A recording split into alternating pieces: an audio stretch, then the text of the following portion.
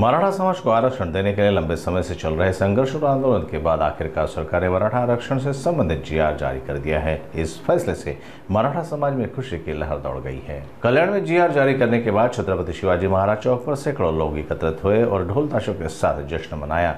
समाज सेवी मनोज जरांगे पाटिल के आंदोलन की सफलता को इस ऐतिहासिक निर्णय का कारण बताया गया। मराठा समाज के पदाधिकारी अरविंद मोरे ने सरकार से जल्द कार्यान्वयन की अपील करते हुए कहा कि समाज को किसी भी तरह का धोखा नहीं दिया जाना चाहिए।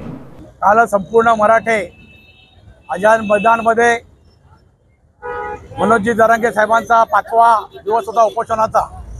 त्यांनी अन्न पाणी सुद्धा सोडलेलं होतं। त्यांची तब्येत खालावलेली होती। हायकोर्टाने सुद्धा गव्हर्नमेंटने हायकोर्टात सुद्धा मराठ्यांना विरोध करण्याचा प्रयत्न केला आणि अशा या संघर्षानंतर सुद्धा मराठ्यांनी कुठल्याही पद्धतीची हाय खाल्ली नाही आणि संपूर्ण ताकदीने मराठे मुंबईमध्ये दटून राहिले। आणि आपल्याला माहिती असेल कालच उपसमिती जी आरक्षणासाठी नेमली होती त्याचे अध्यक्ष जे आहेत राधाकृष्ण पाटील आणि उदय सामंत जी आहेत, प्रताप सरनाईक साहेब आहेत, अनेक नेत्यांनी काल स्वतः मनोजजी जरांगे साहेबांची चर्चा केली। त्यांनी त्या ठिकाणी घोषित केलं की हैदराबादचं गॅजेट पासून पुणे असो, सातारा गॅजेट असो, मराठ्यांवर झालेले केसेस असो, मराठ्यांना बलिदान केलेल्या लोकांना मदत असो, त्यांना नोकऱ्या असो, या सर्व गोष्टीमध्ये सरकार येत्या एका महिन्यामध्ये सर्व डिसिजन घेणार आहे। त्यामुळे मनोजजी जरांगेंनी एका जल्लोष त्या ठिकाणी केला आणि त्या जल्लोष काल तिकडे झाला।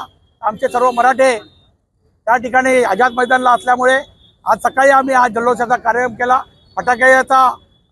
फटाके वाजवून ढोल ताशामध्ये आणि पेढे वाटून आम्ही हा जल्लोष या ठिकाणी साजरा करतोय।